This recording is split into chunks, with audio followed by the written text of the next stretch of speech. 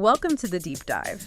Today we have a monumental task in front of us. Monumental is definitely the word. We are undertaking a chronological deep dive into the evolution of English literature, but also language and culture, all the way from the stability of the Elizabethan age, Right. straight through to the seismic shifts of the Victorian era. And we're not treating this like a syllabus. That's the key. No, absolutely not. We're using literature as a roadmap, really, a kind of historical lens that shows you exactly what England was thinking and fearing and celebrating at any given moment. That's right.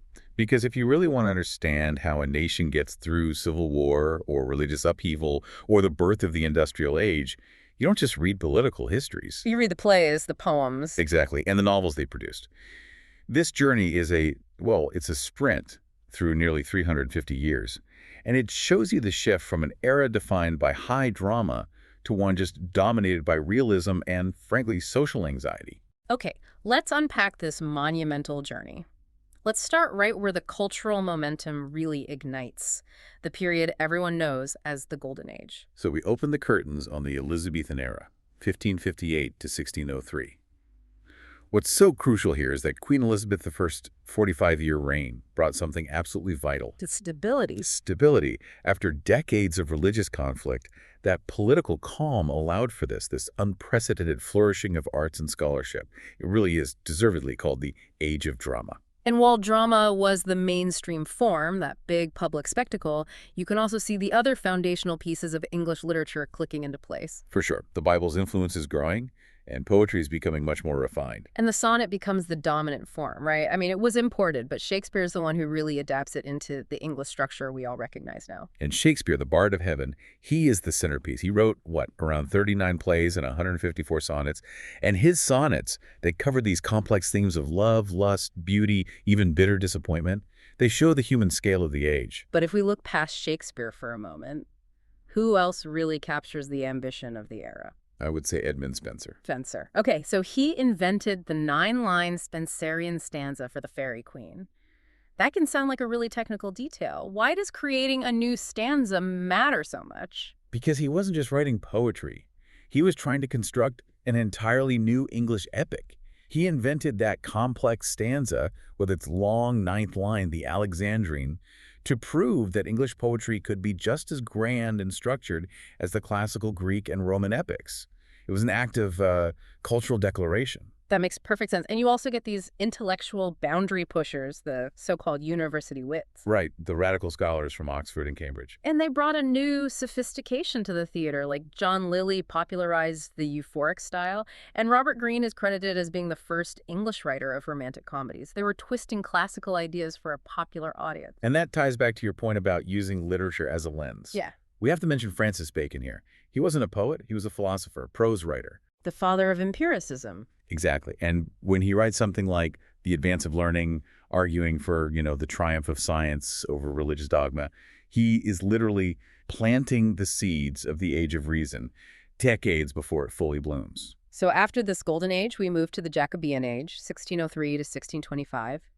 Elizabeth dies, and James VI of Scotland takes the throne as James I. The Stuart dynasty begins. And that transition from Tudor to Stuart brings a real mood shift. Elizabeth's reign had this idealism to it. James I's court was seen as more cynical, and the literature takes on a darker, more realistic tone. And you see that in the focus on social problems, right? The city comedies. Oh, absolutely. Ben Jonson's The Alchemist is a perfect example. It just brilliantly exposes the greed and deceit in London, where con artists were preying on everyone's desire to get rich quick. But the truly lasting literary achievement, the one that changed the English language for centuries, was the authorized King James Version of the Holy Bible in 1611. It's not just a religious text. It's a monument to English prose. Mm-hmm. And at the same time, this new style of poetry just explodes onto the scene. Metaphysical poetry. Oh, and later, of course. Right. But it's defined by its intellectual agility. The style is, It's abrupt, it's colloquial, it's argumentative, and critically, it's all about wit. And this isn't wit as in humor. It's mental acrobatics. The ability to connect completely different concepts using this clever, surprising logic, this is where we get the conceit. Exactly. And what's so interesting is that a conceit forces you, the reader, to do some intellectual work. It's this complex, striking parallel between two things that seem totally unrelated. The most famous examples are from John Donne. I mean, think of him comparing two parted lovers to the legs of a geometrical compass. Right, and a valediction, forbidding mourning. They lean apart, but the center keeps them connected. Or the more infamous one from The Flea, where he uses a flea biting two lovers as this shocking metaphor for intimacy. He's arguing that since their blood is already mixed in the flea, well, why deny the final step? It's provocative, it's philosophical, and it's completely unexpected. So we move quickly from there into the Caroline Age, Charles' first reign, from 1625 to 1649. And here, the intellectual wit gives way to intense political turmoil. It really does. Charles I starts asserting the divine right of kings, saying he only answers to God, and this just sets the stage for the English Civil War in 1642. And the literature splits right down those lines. The Royalists produce what we call cavalier poetry. And its defining feature was the philosophy of carpe diem, seize the day. Seize the day. They were celebrating pleasure, life, love, because with war and uncertainty looming, tomorrow might not come. Robert Herrick's famous poem, To the Virgins to Make Much of Time, just perfectly captures that urgency. It's a call to enjoy your youth now before it's gone. And that conflict culminates in the execution of Charles I in 1649. And the rise of the Puritan Commonwealth under Oliver Cromwell. We call this decade and a half the Puritan Pause. It's a time of, well, strict moral code, hostility toward any kind of entertainment. And, for our purposes, the most critical fact is that the theaters were banned in 1642. Drama just goes silent. So with the public stage closed, where does literature go? It turns inward. To serious religious themes and complex prose, John Milton writes the epic Paradise Lost, tackling the ultimate struggle of good versus evil. But his prose work, Areopagitica, from 1644, is maybe more relevant today. It's his powerful argument for freedom of the press. A foundation for modern democracy, really. Absolutely.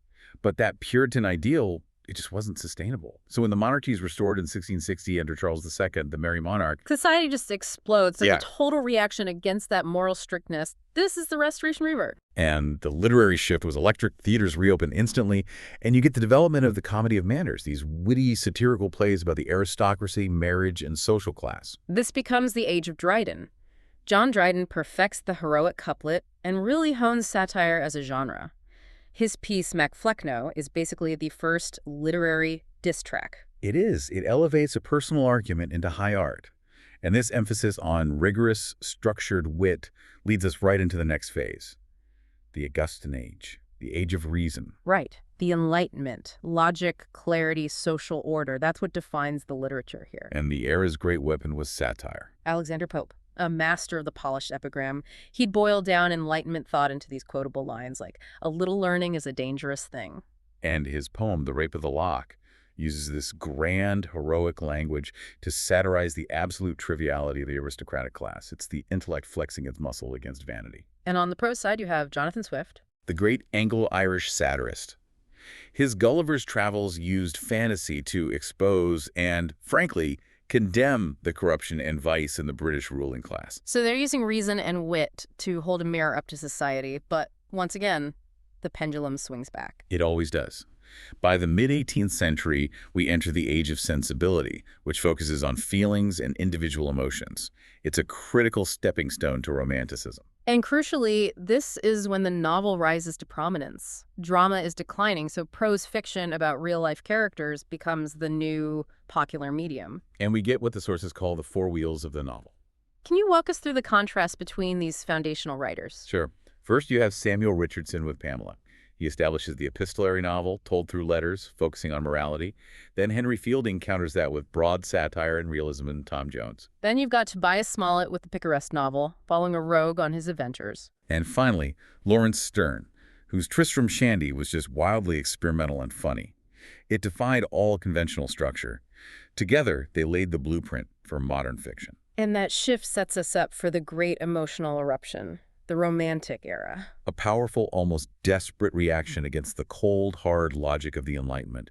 It championed emotion, imagination, the sublime power of nature, and the individual. The lightning strike was the publication of Lyrical Ballads in 1798.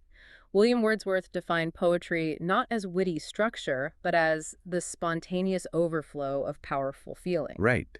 And he elevated the common person's life and saw nature as this spiritual living presence. His partner, Samuel Taylor Coleridge, focused more on the supernatural, that sense of awe and terror you see in the rhyme of the Ancient Mariner. But his biggest contribution was philosophical, separating imagination into primary, just perceiving reality, and secondary, the unique creative power that only the poet has.